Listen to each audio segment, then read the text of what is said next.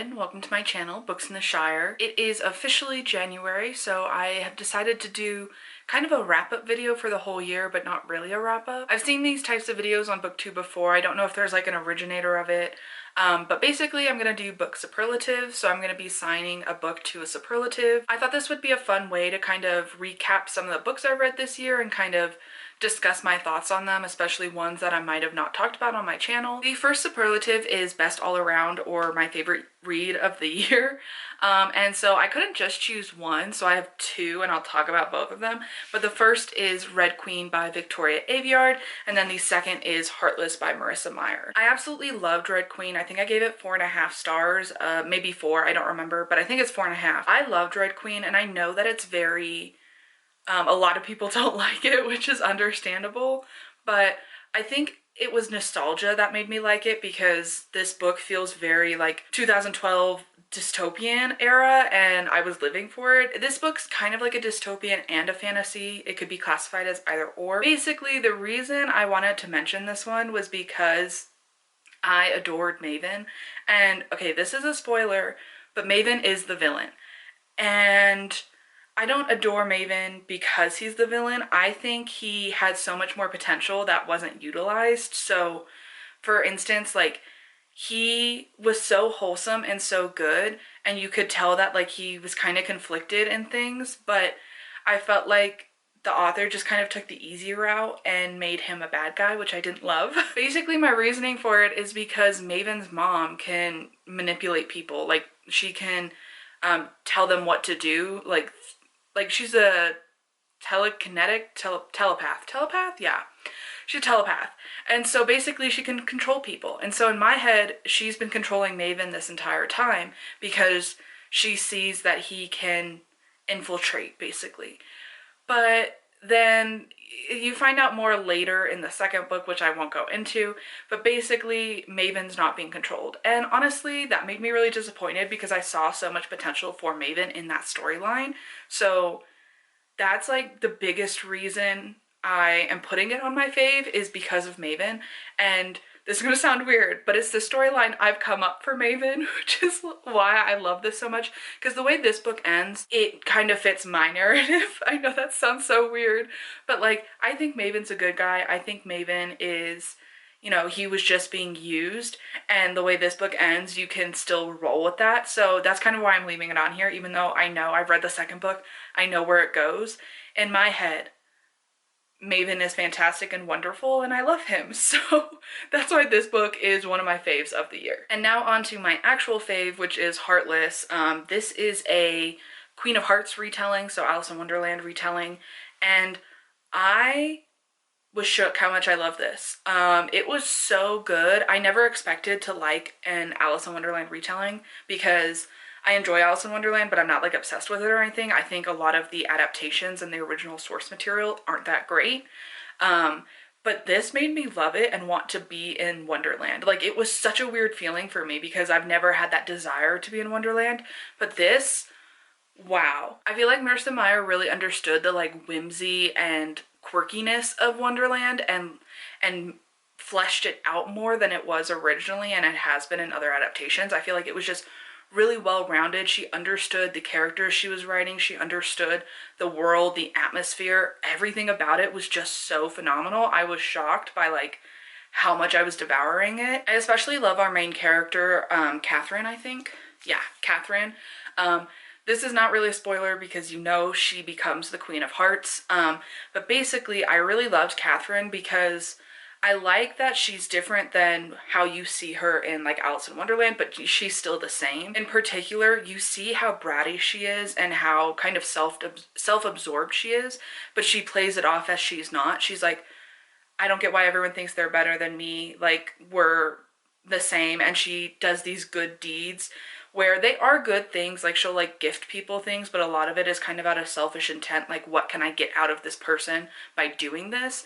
So you see these things that she's doing that are like not necessarily great, but she thinks they're good, and that's what I really love about it, because you see exactly how she can become the Queen of Hearts, especially with the story in this, you see how that's building to her becoming the Queen of Hearts, who's like a mean, angry person. My next superlative is the biggest page turner, and for this one I kind of had a hard time deciding because even if I'm really devouring a book, I don't read it super quickly. I'm not a fast reader, and sometimes I will like forget about it, which is bad. So this one was a bit difficult, but I think the one that I've chosen for it really fits the bill. And so that is The Gilded Cage by Lynette Noni. This is the second book in the Prison Healer series. With The Prison Healer, the first book, I enjoyed it, but I think I gave it like a 3 or a 3.5 stars. It wasn't my favorite because I liked a lot of elements to it and I liked a lot of the characters, but I think it was just too long for what was happening within the book. But then this one, it really picks up. Like, you get so much more character, you get so much more plot, and like, because you already know the characters, you're more attached. And so I really liked that. This one was just like go, go, go, and I didn't want to put it down because I was loving every second of it. I loved all of the conflict. I loved the new characters, just everything about it. It was progressing the world and the story so well that I was in love. Particularly with some of the new characters we get, that just made me so much more intrigued by all of the possibilities and what could happen in the third book. Especially with the way this one ended off, I was like, well shit, I don't know what's gonna happen. I feel like some crazy stuff's about to go down. So I'm just really excited to see how those new characters really, you know, change the story in the next book. And I'm so sad that the next book is the final book because I truly loved this. My next superlative is most surprising book I've read.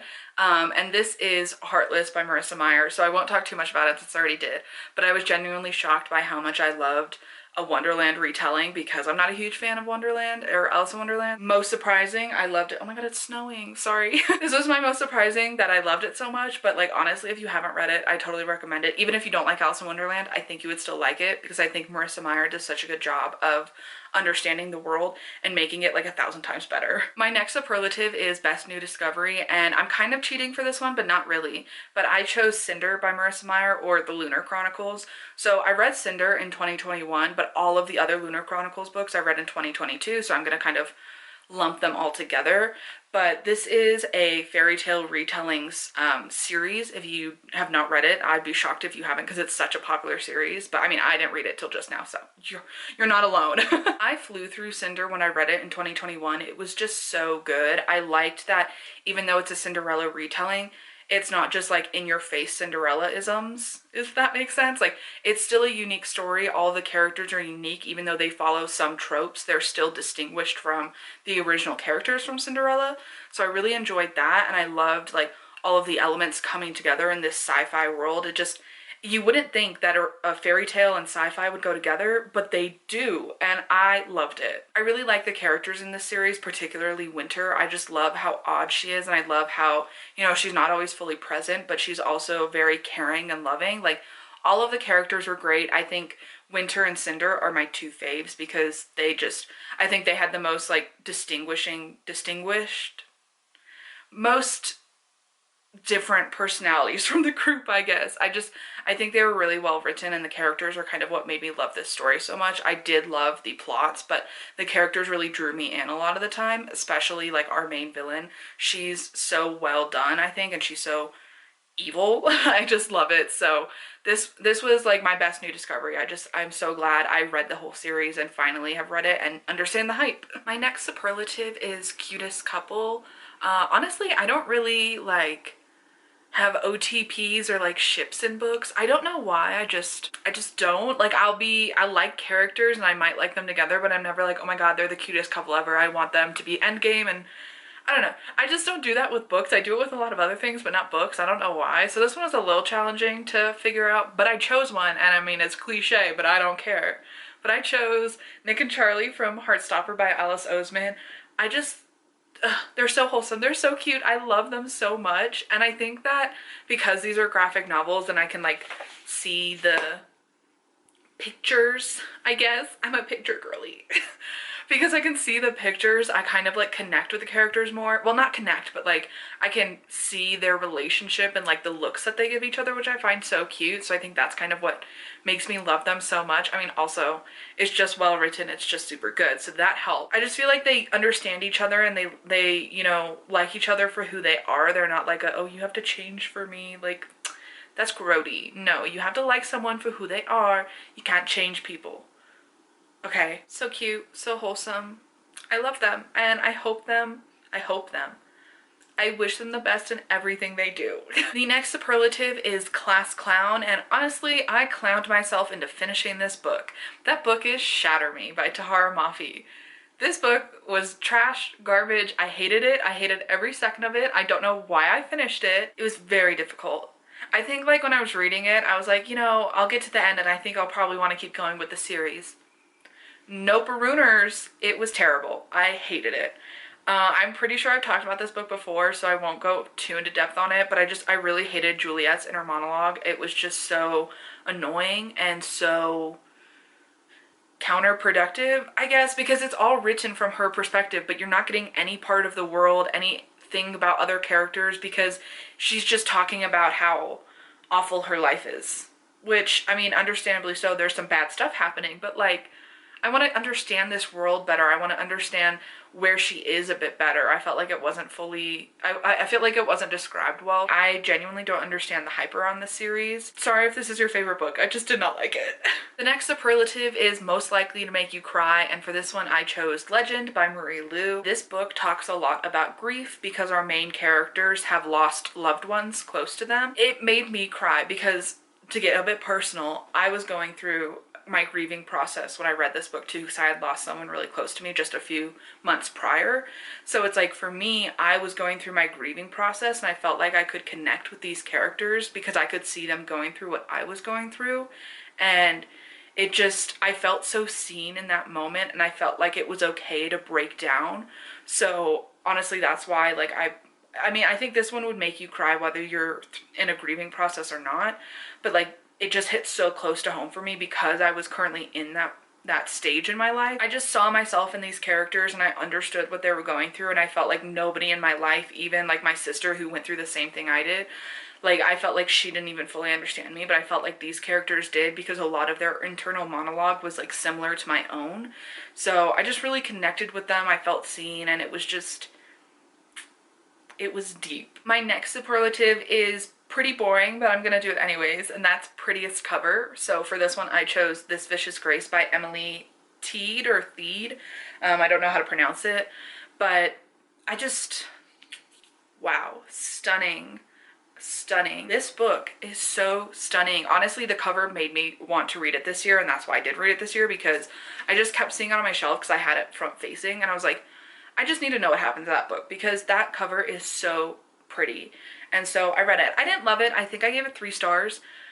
This one truly is a fantasy romance, and like I said earlier, I'm not a huge fan of fantasy romance, so I wasn't vibing with this completely, but I still did enjoy it. I still want to keep going with the series, but I just had to mention it because I think this is one of the prettiest books on my shelf. Like, just this cover alone, and then it also has like sprayed edges, and wow, so pretty. I had to mention it because it's so pretty. Honestly, I have a lot of books I could have put in this category, but I didn't want to list like 12,000 books, so I chose this one for this year because I did read this book this year. The next book I feel like could have fit into the last category too, but I chose it for this one because I think it fits better. But this superlative is most likely to recommend to a friend, and I chose All of Us Villains by Amanda Foody and Christine Lynn Herman. I think this cover is stunning. Also, the second book, stunning. But I loved this book so freaking much. Like, this is probably a contender for one of my favorite books of the year too, but it's like, I felt like Heartless and Red Queen were a bit further up there, so that's why I chose those. But All of Us Villains was so good. Everybody was so gray. Like, they weren't good, they weren't bad, they were just right in the middle, and I loved that part of it. I loved that certain characters thought they were better than others because they thought they were a better person when in reality they weren't, and other characters thought they were a bad person but in reality they weren't that bad. I loved that. I love how it was all about like self-perception, because this is multi-POV. I think there's 5 POVs because there's 5 main characters. So each main character has their own POV, and I really liked that because I felt like you got so much more about that character, but also their feelings towards the other characters and the world. And then on top of that, their feelings towards other characters, you would read that other character's POV and their feelings towards that one. And I really enjoyed that. It felt really fleshed out to me. I understood what everybody was thinking, what everybody felt, why they felt these ways, and it It was so well done. Also, the atmosphere in this book was just chef's kiss. Like, it was so good. I felt like I was there. I felt like I was feeling the cold air and like all of these different things. I felt like the descriptions were really well done. It made me feel like I was present in the story. Because there were multi-POVs, I could make my own opinions about other characters, and that opinion could be changed or swayed by other POVs. I really enjoyed that because you're constantly like on your toes, like, I don't like this character, and then 3 chapters later you're like, well, maybe they're not that bad. And now we've made it to the last superlative, and this one is the creepiest villain. I chose the word creepiest for a reason. I think that you could do like baddest villain or whatever, but I chose creepiest because this villain literally scares the shit out of me. And I don't even know if she's classified as a villain, but I'm gonna classify her as one. And that is Minya from Strange the Dreamer by Laini Taylor. If you've never read Strange the Dreamer, Minya is a demigod, so half human, half god. And she's like in her late teens, I think, like maybe like 19 or something, but she's trapped in like a 6-year-old's body. So it's this little child, but they have the brain of like a 19-year-old, and she's frightening. She literally will kill anybody because she needs to, because it's gonna protect her or her family. Like, she is so ruthless, and I love that. Honestly, every time she talked, I listened to the audiobook, so I think the narrator did a really good job of like making her voice distinct. It was so creepy. Like, I literally had chills whenever she was talking, and it was just so weird for me because I've never like felt that way towards a villain. I might be like, ooh, they're really creepy, but I'm not like, or they're scary, but I'm not like fully scared. But Minya, genuinely, if Minya was in my room right now, I would shit my pants because I'd be so frightened. Like, I would instantly leave. Like, I don't want to deal with this girl. Like, she's gonna kill me. Imagine a little 6-year-old like coming at you like, ee, ee, ee. Minya would do that. She would, and she wouldn't even say sorry. Those are all my 2022 book superlatives. I really enjoyed like trying to match a book to a superlative because I had a list of like 20 or 30 superlatives and I was trying to narrow it down and match things up. So I had a lot of fun doing that because it made me really think about the books in a different light, like seeing, does this fit into this category? Thank you so much for watching. If you liked this video, please like and subscribe, and I will see you in another one.